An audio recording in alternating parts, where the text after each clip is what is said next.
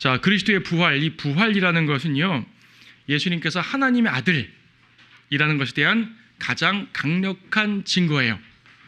그분의 이적들도 그분이 하나님의 아들이심을 증명했고, 또 그분이 행하신 모든 말씀들과 다른 많은 것들도 그랬지만, 특히 부활은 그분이 하나님의 아들이라는 가장 강력한 증거죠. 로마서 1장 4절에서 능력으로 하나님의 아들로 입증됐다고 말씀하고 있습니다. 부활이 그렇습니다. 기독교 신앙은요, 십자가와 부활의 바탕에 세워지는 거예요. 십자가든 부활이든 하나도 빠지면 안 돼요. 특히 부활을 빼버리게 되면 우리의 신앙 자체가 무너지게 되어 있죠. 왜냐하면 세상의 모든 종교의 창시자들은 무덤을 파보면 뼈가 나오겠지만 예수님의 무덤은 아무것도 안 나오잖아요. 자기 종교의 창시자의 무덤에서 무엇인가를 발견했다. 이건 대단한 거예요. 그렇죠?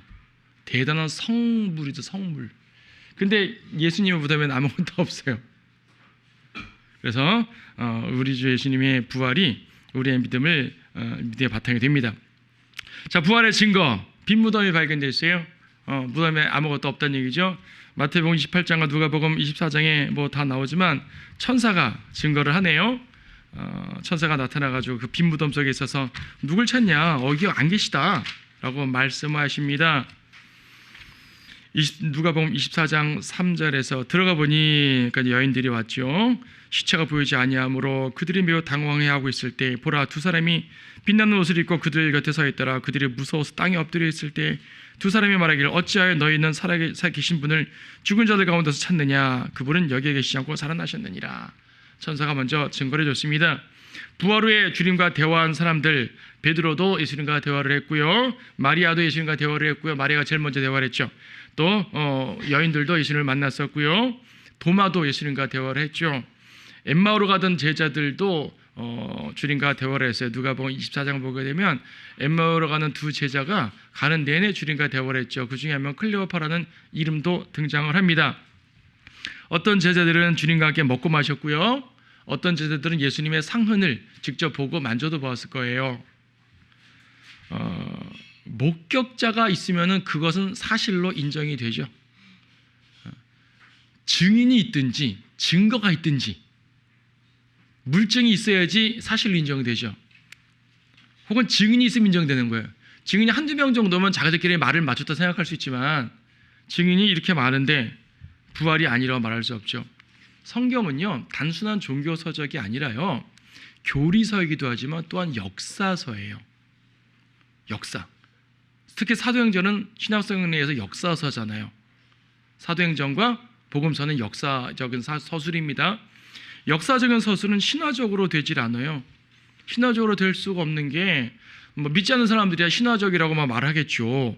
그러나 거기 기록된 내용들이 매우 구체적으로 되어 있어요. 증인들이 당시에 넘쳐나요. 고린도전서 15장에 보게 되면 500명이 넘는 사람들이 예수님을 봤대요. 500명 넘는 사람들이. 스테파를 순교할 때 하늘에서 인자가 서신 것을 보셨다라고 말하고 있고요. 바울은 다마스커스 도성에서 당신 누구십니까? 나는 내가 박해하는 예수라. 어떤 영의 모습으로 오신 게 아니라 몸의 모습으로 드러났다는 얘기는 그분이 몸으로 부활하셨다는 말이죠. 사도행전 1장 3절에서는 여러 가지 무오한 증거들이라는 표현을 쓰고 있습니다. 사도행전 1장 3절에서 예수께서 고난을 당하신 후 자신이 살아계심을 그들에게 많은 무오한 증거들로 보여주시고 그랬죠. 무오하단 말은요, infallible, fall, 무너지다, 무너지지 않는 증거란 말이에요. 결코 무너질 수 없는 확실한 증거란 말입니다. 무오한, 오류 없는. 성경에 오류 없죠. 성경에 무오하죠. 성경은 오류 없는 책입니다. 마찬가지로 그분의 부활의 증거도 무오합니다. 절대로 무너질 수 없고요. 주님께서는 40일 동안 제자들과 함께 했죠. 그러니까 처음에 부활하시고 제자들에게 뜨문뜨문 나타나셨어요. 여인들에게 나타나시고 마리아 나타나시고 갈릴리 나타나시고 뜨문뜨문 나타나시다가 어느 순간 제자들과 40일을 함께 거하시는 거예요. 40일을 함께 거하시면서 얘기해주고 계속 하나님의 나라에 관한 일들을 계속 말씀하시다고 했잖아요. 3절에 사도행전 1장 3절을 보고 있죠. 40일 동안 그들에게 보이시며 하나님 나라에 관한 일들을 말씀하시도다. 부활하신 예수님이 그분과 그들과 동행하신 거예요. 뒤에 보겠지만 사람들은 믿지 않아요. 제자들이 예수님을 너무나 그리워한 나머지 예수님의 환영을 보았다. 예수님의 환영과 40일 동안 혼자도 아니고 여러 사람이 집단적으로 그럴 수 있어요? 아니거든요. 이건 직접적인 부활에 대한 역사적인 설명입니다. 죽음에 대해서는 모든 사람이 죽으니까 믿지 않는 사람도 그래 예수가 죽었다, 예수가 십자가 죽었네, 그 정도는 알아. 많이들 안단 말이에요. 그 의미를 믿지 못하지 어쨌든 간에 죽었다는 사실 자체는 알죠. 누구나 죽으니까. 하지만 부활이라는 것은 누구나 부활하지 않기 때문에 예수가 부활했다고 믿지 못하죠. 그들은 이 부활이라는 것을 어떤 종교라는 신화라는 이런 영역으로 넘겨버리는 거예요. 여러분, 진화론을 가르치는 대학 교수들이 교회를 다녀요? 말이 안 되죠. 진화론을 가르치는 사람들이 왜 교회를 다니고 집사 장로를 할까요? 그 사람들은 부활을 역사적으로 믿지 않고 창조를 역사적으로 믿지 않아도 기독교에서 주는 어떠한 좋은 교훈들과 어떤 기독교의 종교적, 도덕적, 사회적 가치를 추구하는 사람들이에요. 그런 거를 추구해도 종교는 유지가 될 수 있나 봐요. 하지만 그것은 신앙이 아니죠. 당연히 구원도 아니고요. 그렇죠. 예수 그리스도의 살아계심을 믿지 않고 구원받을 수 있는 사람은 아무도 없어요. 그분이 하나님의 아들이심을 믿지 않고 어떻게 교회만 다닌다고 그가 기독교인이 되는 것은 당연히 아니죠. 수많은 사람들이 그런 식으로 모순적인 행동들을 하고 있습니다. 부활은 우리 믿음의 가장 근간이에요. 부활을 믿지 못하게 되면 기독교 신앙 자체가 존속할 수가 없어요. 성경에서 부활을 쏙 빼고 부활을 빼버리고 예언을 빼버리고 이런 걸 다 어떤 기적을 빼버리라고 빼버려 보세요. 성경에 뭐가 남겠어요? 남지 않아요.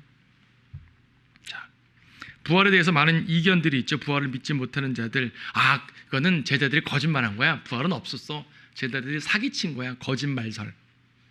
이 거짓말설은 제자들이 만든 게 아니죠. 누가 만들었어요?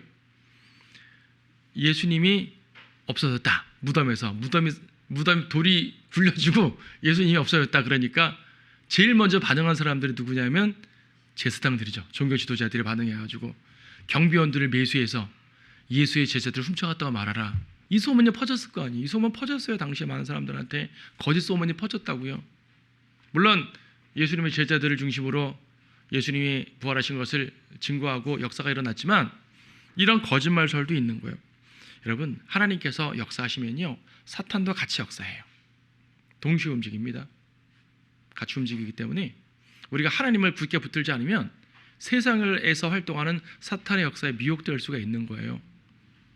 주님이 움직일 때 사탄이 좀 가만히 있어야지. 그럼 좋겠죠. 더 많이 움직입니다. 그래서 우리는 하나님의 말씀 더 굳게 붙들어야 돼요. 사실 이런 반박들 다 말할 것도 없어요. 다 거짓말들, 말도 안 되는 건데 이런 말들이 많으니까 한번 살펴는 보자는 얘기죠. 기절설 주세요. 기절설. 예수님은 십자가에서 기절한 거다. 죽지 않았다. 요한복음에는 이제 병사들이 양옆의 강도들은 다리를 꺾었다 그랬잖아요. 근데 예수님은 꺾으려고 왔더니 이미 죽었기 때문에 꺾지 않고 창으로 찔렀더니 물과 피가 나왔다 그랬죠. 그건 성경 기록이고 다리를 안 꺾었다며 안 죽었어. 안 죽을 수 있어. 안 죽고 기절한 거야. 근데 무덤 속에 있으니까 그 향료 냄새 때문에 깼어. 이거죠. 그 등이 그 바닥이 너무 차다 보니까 깼어. 이거예요. 근데요, 이 향료는 우리가 향료라고 보니까 향료인 거죠. 시체를 썩지 않게 하는 강력한 방부제거든요. 이거 보통 사람 냄새 맡으면 오히려 정상적인 사람도 기절할 만한 냄새입니다. 안 되는 거예요. 이 냄새 때문에 깼다고요? 깨 있어도 기절할 판인데요. 그건 말로 되지 않는 거예요. 예수님은 실제로 죽으셨어요. 역사적 증거로 십자가 못 박은 이 사람들이 증거하는 거, 병사들이 증거한 거예요. 이미 죽었네? 해서 다리를 안 꺾은 거예요. 다리 꺾는 거 말씀드렸었죠? 다리를 왜 꺾냐 하면 빨리 죽으라고. 죄수들이 자꾸 발을 일으켜서 숨을 쉬려고 그래요. 이렇게 질식하니까. 다리 꺾어주는 건 빨리 죽으라고 하는 건데 예수님은 이미 죽었네? 다리 안 꺾은 거예요. 시편 34편에서 그의 뼈 하나도 꺾여지지 않겠다는 예언이 그래서 이루어진 거죠. 환각설. 제자들은 예수님이라는 어떤 환각을 본 거다. 한두 명이면 말이 된다니까요. 500명의 집단 환각을 했다고요? 40일 동안 환각과 동행했다고요? 제자들은 오히려 실체를 보고도 못 믿었었어요. 제자들이 예수님을 너무나 보고 싶은 나머지 환각을 봤다. 아니라니까. 여기 마태복음 28장 등을 보세요. 예수님 나타났지만 제자들이 보고도 못 믿었다 그랬습니다. 실체를 보고도 못 믿었는데 환각을 봤다고요? 말이 안 되죠. 결국 우리는 성경 말씀을 가지고 증명하는 겁니다. 성경 말씀 통해 증명하는 거예요. 유령이다. 유령을 봤다. 유령설. 예수님 저 말씀하셨죠. 영은 살과 뼈가 없지만 나는 있느니라. 그래도 못 믿겠어요? 그럼 먹을 거 좀 갖고 와봐. 제자들 앞에서 이제 뭐 음식도 드셨어요. 그래도 못 믿겠어? 만져봐. 이거 손 못자고 만져보고 여기 손가락 손 넣어봐. 예, 주님께서는 직접 만질 수 있는 육체입니다. 유령이 아닙니다. 신화다라고 말하기도 하죠. 하긴 뭐 이교도 신화에도 부활 신화는 있어요. 그리스 로마 신화에도 보게 되면 어떤 신이 죽어서 하데스에 갔다가 이 부활하고 이런 말 나옵니다. 이집트 신화에서도 부활이 있어요. 신화에서 부활이 있으니까 기독교도 부활을 신화야라고 말하죠.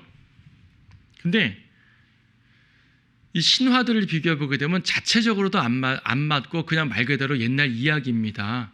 근데 성경의 사실들은 아주 구체적인 역사거든요. 신화라고 설명될 수가 없습니다. 사람들이 특히 이제 신약 성경을 안 믿는 건 구약 성경까지 안 믿죠. 왜 사람들이 안 믿냐 하면 여러 가지 이유가 있지만 우리는 모세오경을 누가 썼다고 믿어요? 모세오경. 모세가 썼죠. 모세가 썼어요. 분명히. 모세가 써가지고 여호수아가 그 책을 갖고 들어 있었어요. 여호수아에서 보게 되면 이 책이라는 표현이 나와요. 모세가 쓴 신명기가 여호수아의 손에 있었고 창세기가 있었단 말이에요. 근데 학자들은 뭐라고 말하냐면 창세 신화가 구전되어 내려왔다. 창세 설화가. 뭐 신명기 같은 레위기 같은 이런 문서들이 당시 제사장들을 통해 또 구전되어 내려왔다. 구전으로 내려오다가 바빌론 포로 이후 에스라 시대에 학자들이 편집했다. 에스라가 바로 서기관인데 에스라가 바로 편집한 사람 중에 하나일 거다 하면서 이제 이 학자들이 모세오경 구약 성경을 후대에 편집했다 그래요. 여기서 말하는 후대는 5세기 4세기 그러니까 BC 한 500년 전후거든요. 자, 이게 뭐가 문제냐면은 바빌론 신화가 있어요. 바빌론 신화. 바빌론 신화는요 BC 7, 800년 1000년 가요. 그리스 로마 신화도요 BC 800년 가는 거예요. 그럼 사람들이 뭐라고 생각하겠어요? 성경은 그리스 신화, 바빌론 신화가 형성된 다음에 만들어진 거로 생각하겠죠. 그러면 기독교라는 이 그 종교는 바빌론 신화의 영향을 받았다라고 말하는 거예요. 이걸 누가 말하냐면 기독교 학자들이 그렇게 얘기를 해요. 기독교 학자들이 모세오경을 쪼개서 이러한 전통, 이러한 구전 전통, 최소한 4개 이상의 구전 전통들이 나중에 집대성된 게 모세오경이다라고 말해요. 신학교에서 이렇게 가르칩니다.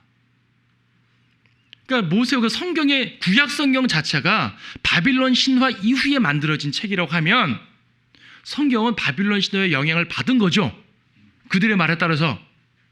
그러면 신약 성경도 구약 성경의 후속타니까 당연히 신화라고 보는 거예요. 그리고 2000년 전이면 성경 시대 2000년 전 로마 시대는 우리가 되게 생생한 것 같지만 우리나라 2000년 전 생각해 보세요. 우리나라 2000년 전 생각하면 어느 시대예요? 고구려가 막 태동할 때가 BC 1세기거든요. 그러니까 우리나라 뭐 호랑이 담배 피고 무슨 뭐 이런 신화 이런 전설들은요. 최소 2000년 전에서요 800년 전까지 신화가 형성됩니다. 여러분 고려시대 때 만들어진 신화도 있고 전설도 있어요. 그러니까 이 이방 땅에서는 2000년 전 얘기는 신화로 충분히 인식될 수가 있는 거죠. 바빌론 신화, 아라비아 신화 이런 신화처럼 예수님 부활을 예수님 사건들을 신화로 여겨버리는 겁니다. 하지만 신화로 여기기엔 기록이 너무나 완벽해요. 그리고 동양에서는 그래도 서양에서 로마, 그리스 로마는 BC 800년, 500년 전부터 구체적 역사 기록이 있었거든요. 구체적 역사 기록이 되던 시대에 만들어진 기록이 사복음서예요. 바울서신서고요. 그리고 바울의 기록은 당시에 바울은 당시에 그 바리새 학자였잖아요. 학자. 바울의 기록은 다 믿거든요. 바울의 기록도 사복음서의 기록을 그대로 인정하고 믿는 상태에서 부활을 명확하게 말하고 있잖아요. 고린도서 15장에 보게 되면 바울이 말한 부활의 증거는 사복음서의 증거와 다르질 않아요. 자, 구체적인 역사 기록이에요. 신화가 아니라고요. 성경을 후대에 신화적으로 다른 나라 신화를 보고 편집했다라고 말하는 기독교 학자들 때문에 이방 이교도 학자들도 신난 거죠. 그거 봐라, 자기네 스스로 이걸 신화라고 말하네. 이게 기독교의 현실입니다. 우리가 얼마큼 하나님 말씀을 문자적으로 확실하게 있는 그대로 믿어야 되는지 분명해지는 거죠. 기록된 그대로 믿지 않게 되면 성경을 신화로 보는 것이고 그 우상 숭배와 다를 것이 없는 거예요. 성경은 우리의 어떤 종교적 경전이 아닌 거예요. 역사책이고 예언서고 살아계신 하나님을 증거하는 거고 그분의 한마디 한마디 모든 말씀드린 거죠. 창조자 하나님의 말씀입니다. 그분이 직접 예수님의 부활을 증명하고 계셔요. AD 1세기 초기 영지주의자들이라든지 근대 이신론자들이 이런 이론들을 자꾸 만들어냈어요. 영지주의자들이 만들어낸 이론을 한동안 눌러가고 있다가 근대 18세기, 19세기 이신론자들이 막 다시 일으킨 거예요. 특히 영지주의자들은 어떤 생각하냐면은 거룩한 것과 속된 것에 대한 극단적 분리. 우리도 분리만 하지만 얘들은 더 극단적 분리예요. 하나님은 거룩하시기 때문에 영은 거룩하고 육신은 사악하다. 거룩한 하나님이 육신으로 왔을 리 없다. 제자들이 그 환영과 어떤 그 예수의 실존을 느낀 거지 실제로 부활한 게 아니다. 거룩하신 하나님 어떻게 인간을 더러운 육신이 있느냐? 육신은 더러운 건데 이렇게 말하는 게 영지주의자들이거든요. 그래서 요한 1서 같은 데 보게 되면 적그리스도가 누구냐면 예수께서 육신으로 오신 것을 믿지 않는 자가 적그리스도라 그러죠. 그 사람들 정말 그랬어요. 어떻게 신이 육신으로 와? 어떻게 신이 인간의 몸을 입어? 어떻게 부활을 해? 다 신화야. 이렇게 말했던 사람들입니다. 성경은 그것을 직접적으로 비평을 하고 있습니다. 자, 예수님의 부활하신 몸은 어떻습니까? 예수님의 부활하신 몸은요, 말 그대로 몸이에요. 몸. 누가복음 24장 39절에서 나의 손과 나의 발을 보라.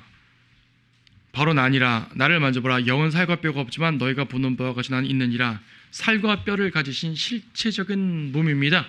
살과 뼈. 창세기에서 하나님께서 아담을 만드셨을 때 살과 뼈, 아담이 이불을 보고 내 살 중에 살 뼈들이 뼈라 그랬잖아요. 살과 뼈를 말했죠. 피를 언급하지 않았기 때문에 이제 부활한 몸에는 피를 언급하지 않습니다. 하지만 살과 뼈라는 것만 갖고도 그분의 실제적인 몸이라는 것을 알 수가 있는 거죠. 빌립보서 3장 21절은 영광스러운 몸이라고 표현하고 있고요. 그렇죠. 땅에 속한 몸이 아니라 하늘에 속한 몸이니까 영광스러운 몸입니다. 죽지 않는 몸입니다. 로마서 6장 9절에 보게 되면 그리스도께서 죽은 자들로부터 일으켜 주셔서 다시는 죽지 아니하시고 사망에 더 이상 그를 주관하지 못하는 줄 우리가 아노라. 부활하는 몸은 죽지 않아요. 죽으려면 왜 부활을 할까요? 부활한 몸은 죽지 않습니다. 우리는 부활하고 죽지 않습니다. 주님도 그러셨기 때문에 우리도 그렇습니다. 영적인 몸이죠. 고린도서 15장 44절에서는 하늘에 속한 몸이 있고 땅에 속한 몸이 있고 영적인 속한 몸이 있고 그렇지 않은 몸이 있고 영적인 몸이 영적인 몸. 요한복음 20장 보게 되면 그 영적인 몸이 어떤 상태냐면 공간을 초월하죠. 요한복음 20장 19절에서 그래야 그 주의 첫날 그날 저녁에 제자들이 모인 곳에는 유대인들을 두려워하여 문들이 잠겨 있었는데 예수께서 오셔서 그 가운데 서서 그들에게 말씀하시기를 너희에게 평강이 있으라고 하시더라. 문이 잠겨 있었는데 쑥 들어오신 거죠. 이거 진짜 신기하지 않아요? 어떻게 들어올 수 있죠? 아, 그래서 영인가 보다. 근데 만질 수 있거든요. 영은 못 만지는데. 몸은 몸이 돼 공간을 초월하는 몸이다. 이거. 문을 벽을 딱 벽에 닿았을 때 이 피부에 뼈에 분자 조직이 막 흩어져가지고 벽을 딱 통과해가지고 벽을 통과하면 다시 딱 생기고 글쎄요 이렇게 생각할 수 있을까요? 요즘에 그 SF 만드는 사람들은 그렇게 만들 수 있을 것 같아요. 그런 건 영화적인 얘기고 알 수가 없죠. 알 수가 없어요. 중요한 건 그렇게 그럴 수 있는 분이다. 그리고 마리아가 예수님 만나서 너무 기뻐서 예수님을 붙잡으려 했더니 나를 만지지 말라. 아직 아버지 영광받지 못했다. 좀 있다가 다른 여인들이 예수님의 발을 붙잡고 경배드렸거든요. 왜 마리아는 못 만지게 하고 다른 여인들은 만지라 그래요? 만지지 말라고 한 이유가 있었죠. 내가 아직 아버지께 영광받지 못했다. 그럼 이때는 그 사이가 한두 시간일지 모르지만 30분에서 1시간 사이였을 텐데 그 사이에 하늘에 올라갔다 왔단 말이죠. 달리 해석이 가능한가요? 하늘에 올라갔다 왔습니다.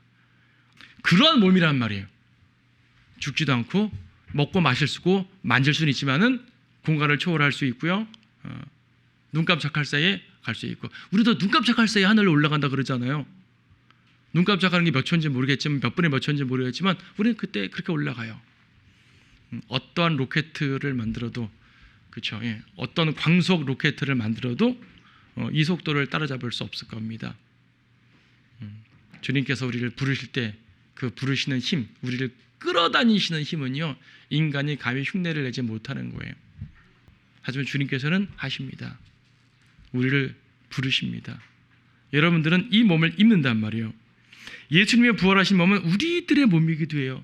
요한일서 3장 2절 보면 우리가 그분처럼 된다고 말하고 있죠. 그분처럼 돼요. 마태복음 22장에서 사두개인들이 부활이 없다고 말하면서 예수님께 부활 없지 않아요? 라고 말할 때 예수님께서 너희가 성경도 하나님의 능력도 모름으로 오해하고 있도다. 부활 때에는 시집도 장가간 거고 하늘의 천사들 같이 된다. 우리는 천사들 같은 몸이에요. 천사와 예수님이 같은 분은 아니죠. 하지만 천상의 몸이라는 공통적인 하늘의 몸이라는 것일 거 아니에요. 우리도 그런 몸이란 얘기죠. 천사들의 몸과 같다고 말하기도 하고 예수님 몸과 같다고 말하기도 하고 그 천상의 몸. 우리는 그 몸으로 변합니다. 아픈 사람들 안 아파지겠죠. 늙은 분들 젊어지겠죠. 가장 최상의 상태로 변화될 겁니다. 자, 부활의 결과. 하나님의 살아계심과 능력을 증명합니다. 하나님의 살아계심과 그분의 능력. 예수님의 부활은 능력이에요. 예수님을 살리신 능력을 아버지, 아들, 성령 모두를 다 설명하고 있는데 사도행전 2장 24절에서 아버지께서 그분을 살리셨어요. 사도행전 2장 24절에서 하나님께서 그를 사망의 고통에서 풀어 살리셨으니 이는 그가 사망에 매여 있을 수 없었기 때문이라.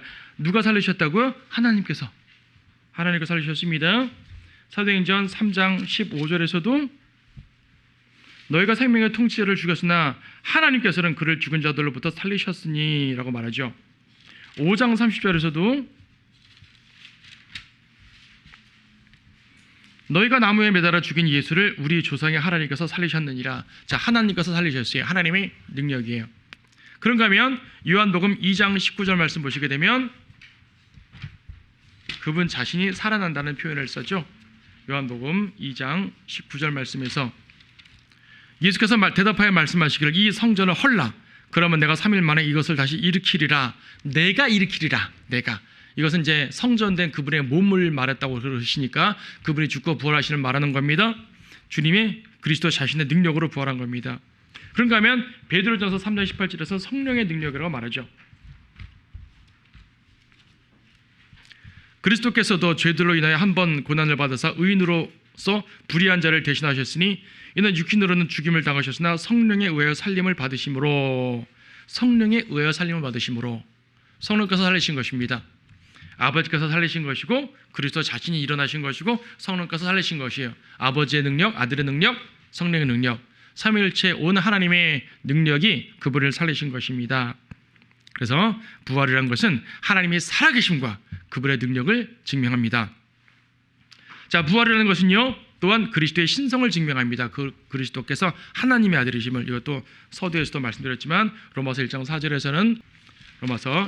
4절에서 거룩의 영으로는 죽은 자들로부터 부활하여 능력으로 하나님의 아들로 선포되셨으니 하나님의 아들의 능력이 드러난 겁니다. 그분의 신성. 구원이 이루어졌음을 입증합니다. 고린도전서 15장 17절에서 만일 그리스도께서 일으켜지지 못하셨다면 너희의 믿음도 헛되고 너희가 여전히 너희 죄들 가운데 있는 것이라. 예수님이 부활하지 못하셨다면 우리 죄가 용서받지 않았단 말이죠. 부활하시니까 용서된 거다. 그럼 우리의 죄 용서의 시점이 부활인가? 이런 말이 아니라 우리 죄 용서의 시점은 십자가예요. 물론 개개인으로는 믿을 때지만 주님의 죄사함 선포는 죽으심으로 선포하신 거잖아요. 근데 부활하심으로써 그분이 죄사함을 이루신 것이 증명된 거죠. 입증된 거죠. 구원이 이루어졌음을 입증한 거다. 십자가는 구원을 이룬 것이고 부활은 그 사실을 확인한 겁니다. 부활하지 못했다면 그분은 죄사할 능력이 없으신 거고, 그럼 우리 죄가 용서받았다는 것은 말이 되지 않잖아요. 그분은 부활로서 그분이 말씀하신 모든 것을 증명하신 거예요. 주님은 죄사함도 얘기하셨고 많은 것들을 말씀하셨잖아요. 증명하신 겁니다. 또한 부활의 결과는 우리도 부활하게 된다는 거죠. 같은 장 15장 20절에서 그러나 이제 그리스도께서는 죽은 자들로부터 살아나셔서 잠들었던 자들의 첫 열매들을 되셨느니라. 무슨 말이에요? 주님이 일어나셨으니까, 주님이 첫 번째 일어나셨으니까 우리도 일어날 수 있다 그 말입니다. 주님이 일어나셔서 우리도 일으켜진다. 다만 일어나는 순서가 23절에서 그리스도가 첫 열매들이고 그 다음에 그리스도가 오실 때 그분께 속한 사람들이고 그 후에 끝이 오시고 이렇게 이제 순서가 정해진 것이지, 서열이 정해진 것이지 어쨌든 일어나게 된다. 그죠?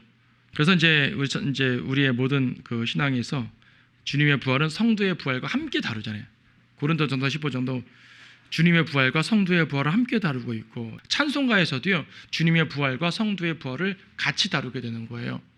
물론 주님의 부활을 찬양하는 건 그 자체로 독립적으로 이제 찬양할 수 있는 거지만 성경 자체가 주님의 부활은 우리의 부활을 같이 말해요. 왜냐하면 예수님께서 하나님께서는요 무엇을 하시든 안 하시든 그분의 전능하심은 사실이에요.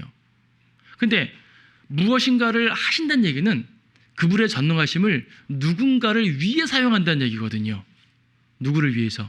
우리를 위해서. 그분은 부활을 안 하셔도 돼요. 죽지 않으셔도 된다고요. 하지만 왜 죽으셨죠? 우리를 위해서. 왜 부활하셨죠? 우리를 위해서.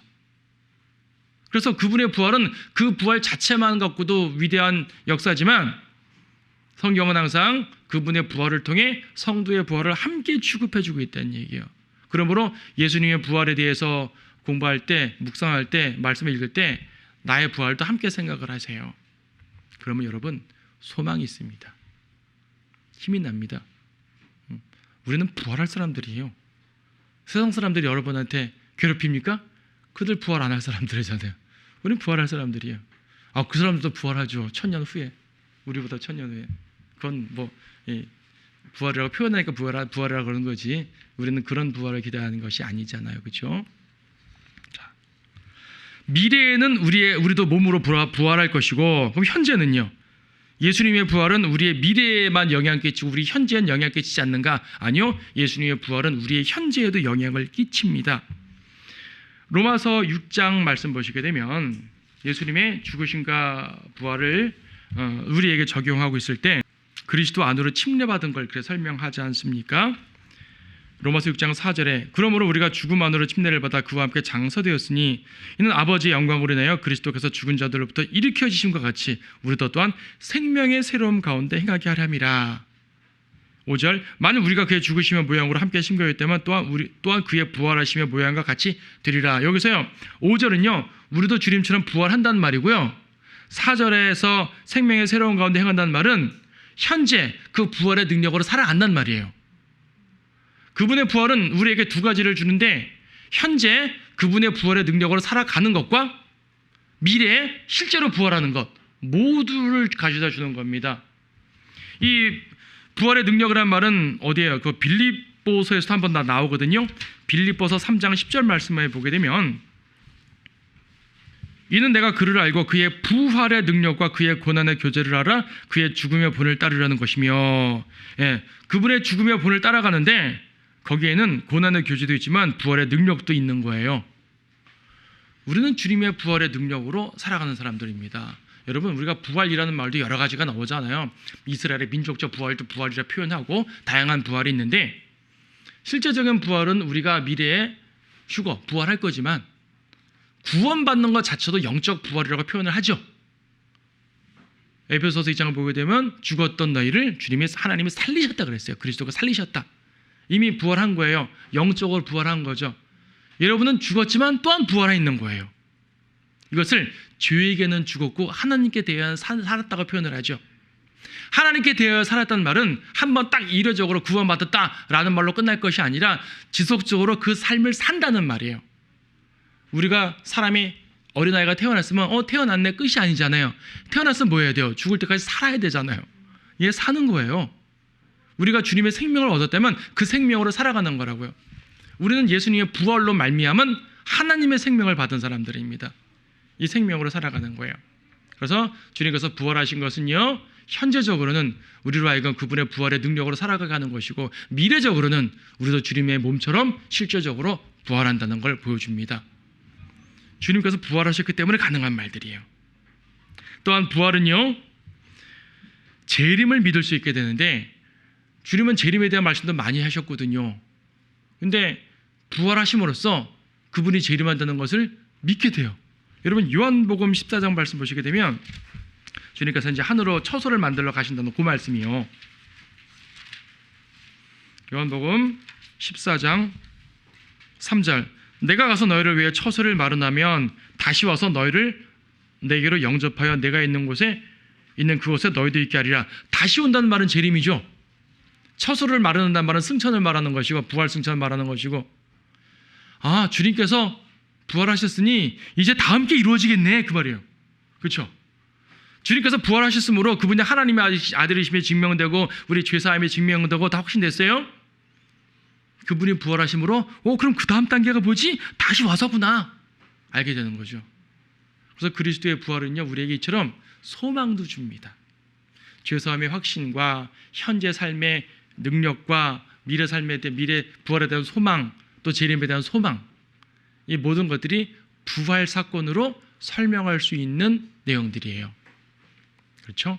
여러분 이제 그래서 이 부활에 대한 것을 쭉 공부하면 단지 주님이 부활하셨다, 하나님이시다, 우리도 부활한다 이렇게 딱 끝날 것이 아니라 그래 주님의 부활로 말미암아 우리는 이렇게 살 수 있게 되는구나, 우리가 변화되는 몸은 그런 몸이구나 라는 걸 더욱더 알고 부활하신 주님을 더욱더 찬양하시고요, 능력으로 살아가는 여러분 됐으면 좋겠어요. 결론적으로 그리스도의 부활은 그분이 행하신 가장 큰 능력입니다. 그 능력을 성도들을 위해서 사용하십니다. 우리를 죄에서 구원하시고 부활의 능력으로 살아가게 하시며 실제적인 영광의 부활로 영원히 살게 하십니다. 또한 인간들이 가장 두려워하는 건 사망인데 그 사망을 이기셨어요. 우리 아까 찬송 부를 때 사망을 죽이시려고 다시 사셨도다 그랬죠. 사망의 죽음인데 죽음을 죽인대요. 죽음을 멸하는 거예요. 죽음을 없애버리는 거죠. 인간들은 사망을 두려워하는데 그 사망에 대해 승리했으니까 부활을 믿는 성도들은 죽음을 두려워하지 않습니다. 여러분이 난 구원받았으니까 죽음 두렵지 않아요. 예, 물론 그렇죠. 근데요, 실제적으로는 부활을 믿기 때문에 두렵지 않은 거예요. 부활을 믿지 않으면 두렵습니다, 여러분. 콜로세움에서 사자밥이 됐던 성도들 말이에요. 부활을 믿었기 때문에 두려워하지 않은 것이었어요. 중세시대 로마 카톨릭의 그 시퍼런 칼날, 그 단두대 혹은 화형틀, 그런 모든 것에서 죽어갈 때 부활을 믿기 때문에 그들은 웃으면서 죽을 수 있었던 것이에요. 부활을 믿지 못했다면 그들은 그냥 절규하면서 죽었겠죠. 우리에게도 동일한 믿음이 있습니다. 그렇죠? 그렇기 때문에 더욱더 주님의 부활을 찬양하면서 힘을 얻으시기 바랍니다.